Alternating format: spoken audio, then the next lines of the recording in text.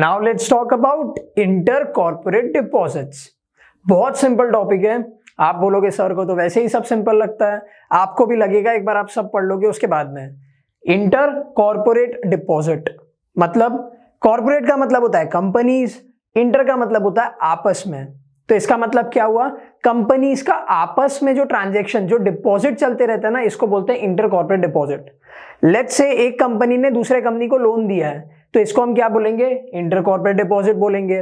Let's say एक company ने दूसरे कंपनी में इन्वेस्ट किया है या फिर उसके शेयर्स खरीद लिए हैं तो उसको भी क्या बोलेंगे, इंटर कॉर्पोरेट डिपॉजिट बोलेंगे। ठीक है, एक बार टेक्सुअल डेफिनेशन रीड कर लेते हैं। It is a deposit made by one company with another company. जब एक कंपनी दूसरे कंपनी में पैसा डिपॉजिट करती है तो उसको हम बोलते हैं inter corporate deposits. This option of finance is available to all public companies whether having share capital or not। ये जो ऑप्शन है इंटर कॉर्पोरेट डिपॉजिट का, ये सारी पब्लिक कंपनीज को अवेलेबल होता है। अब पब्लिक कंपनी मतलब क्या होता है, ऐसी कंपनी जो स्टॉक एक्सचेंज पे लिस्टेड होती है, ठीक है, या फिर एक ऐसी कंपनी जिसके पास में राइट होता है to invite the general public, ठीक है, to invest money in their shares. ठीक है, it includes, inter corporate deposit क्या क्या चीजें इंक्लूड करता है। First is when a company acquires security of another company. अब सिक्योरिटी का मतलब क्या होता है, शेयर्स। तो जब एक कंपनी दूसरे कंपनी के शेयर्स परचेज कर लेती है, लेट्स से रिलायंस ने टाटा के शेयर्स परचेज कर लिए। अब रिलायंस और टाटा दोनों ही पब्लिक कंपनीज है, ठीक है, तो जब लेट्स से रिलायंस ने टाटा के शेयर्स परचेज कर लिए तो उसको हम क्या बोलेंगे, इंटर कॉर्पोरेट डिपॉजिट कहेंगे। Second, when a company gives loan to another company. अब इस केस में रिलायंस ने टाटा को लोन दिया है तो उसको हम क्या बोलेंगे, इंटर कॉर्पोरेट डिपॉजिट कहेंगे। The third one is when a company gives guarantee to any person और institution who provided loan to another company. अब इस केस में टाटा ने क्या किया, रिलायंस से लोन नहीं लिया, अडानी से लोन लिया। ठीक है, टाटा ने क्या किया, अडानी से लोन ले लिया, लेकिन रिलायंस ने अडानी को गारंटी दी है कि अगर टाटा आपका लोन पूरा नहीं कर पाते हैं तो हम करेंगे। वापस समझाता हूं, टाटा ने क्या किया, अडानी से लोन लिया। रिलायंस क्या करता है, रिलायंस ने अडानी को गारंटी दी है कि अगर टाटा आपका लोन रीपे नहीं कर पाती है तो हम करेंगे।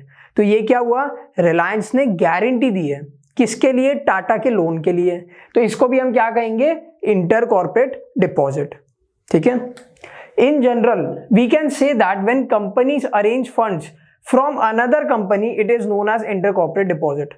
जनरल भाषा में अगर बात करें, तीनों ही केस में क्या हो रहा है, एक कंपनी दूसरे कंपनी को या तो पैसा दे रही है या फिर दूसरे कंपनी के लिए गारंटी ले रही है। ठीक है, तो जनरली अगर हम बात करें तो जब भी एक कंपनी दूसरे कंपनी को पैसा देती है in any form, it is called as intercorporate deposits. The biggest advantage of using ICD, ICD का मतलब inter corporate deposit, is that transactions are free from legal and bureaucratic hassles. जब हम बात करते हैं आईसीडी की, तो आईसीडी में लीगल फॉर्मेलिटीज बहुत कम होती है, ना प्रोस्पेक्टस प्रिंट करना है, ना बैंक को डिटेल्ड इन्वेस्टिगेशन देनी है, कुछ नहीं। ठीक है, तो ICD is free from legal और ब्यूरोक्रेटिक हैजल्स। ठीक है, अब देखते हैं what are the types of ICD. There are 3 types of ICD. First is 3 months, 6 months and call deposit. पहला पढ़ते हैं 3 month deposits। नाम से समझ में आ रहा है ये जो डिपॉजिट है ये सिर्फ 3 months के लिए होता है। ठीक है, this is the most common deposits to overcome the short term finance problem. अब 3 months में तो शॉर्ट टर्म फाइनेंस प्रॉब्लम ही सॉल्व होगी, तो अगर कोई भी फर्म को एकदम अचानक से शॉर्ट टर्म पैसों की जरूरत है तो वो क्या करती है, 3 month का आईसीडी ले लेती है। ठीक है, the annual rate of interest given for 3 month deposit is 12% per annum. तो इस पे इंटरेस्ट कितना लगता है, 12% पर एनम, पूरे साल का। ठीक है, second is 6 month deposit. These are made with first class borrowers, the annual rate of interest is 15% per annum.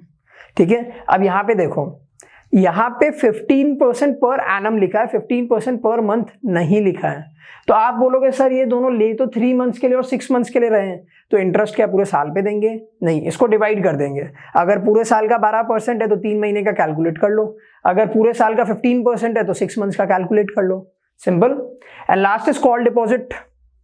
Call deposit का मतलब क्या होता है, रिलायंस ने टाटा को लोन दिया, अब वापस कब मांगेगी, 3 मंथ्स में नहीं, 6 मंथ्स में नहीं, 1 साल में नहीं, जब रिलायंस की मर्जी, यस जब रिलायंस की मर्जी तब वापस मांग लेगी।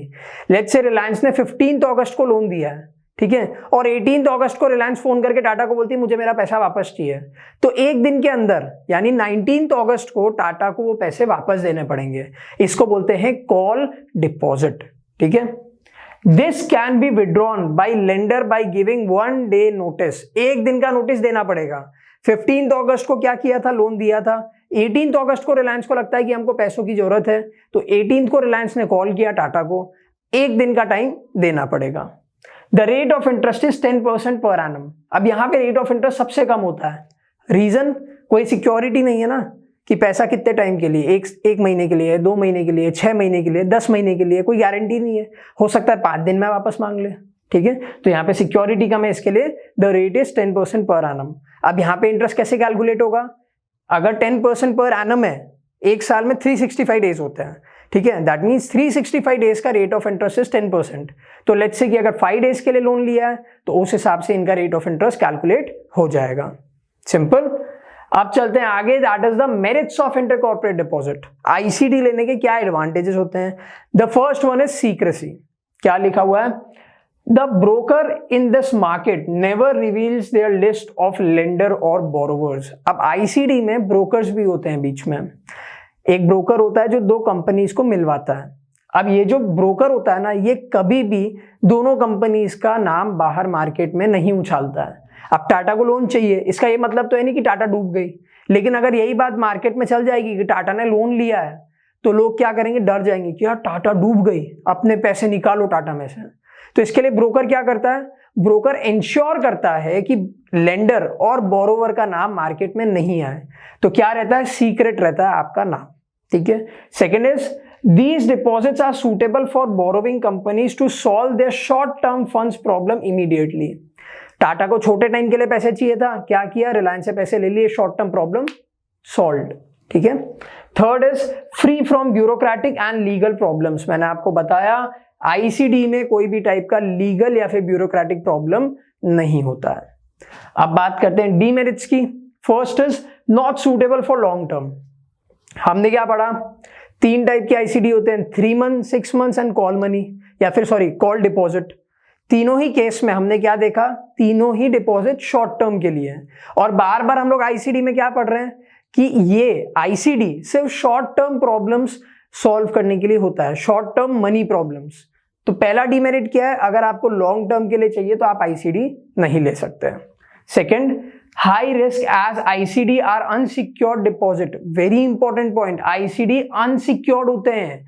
अनसिक्योर्ड का मतलब कोई भी असेट पे मॉर्गेज या फिर चार्ज क्रिएट नहीं होता है, ठीक है। लेट्स से कि टाटा ने रिलायंस से लोन लिया है, तो टाटा बदले में कोई भी असेट मॉर्गेज नहीं करेगा, तो रिलायंस के लिए एक बहुत बड़ा रिस्क है, हो सकता है शायद पैसा वापस नहीं आए, ठीक है। And the last point is high rate of interest than bank. अगर आप बात करते हो तो बैंक से ज्यादा इंटरेस्ट रेट होता है आईसीडी में। हमने देखा ना पीछे कितना रेट ऑफ इंटरेस्ट था, 3 मंथ्स के लिए 12% पर एनम, 6 मंथ्स के लिए 15%। तो ये दोनों ही rate of interest general bank loan के रेट ऑफ इंटरेस्ट से ज्यादा होते हैं, ठीक है। तो इस वीडियो में हमने बात करी इंटर कॉर्पोरेट डिपॉजिट के बारे में। अब हम चलते हैं नेक्स्ट वीडियो पे।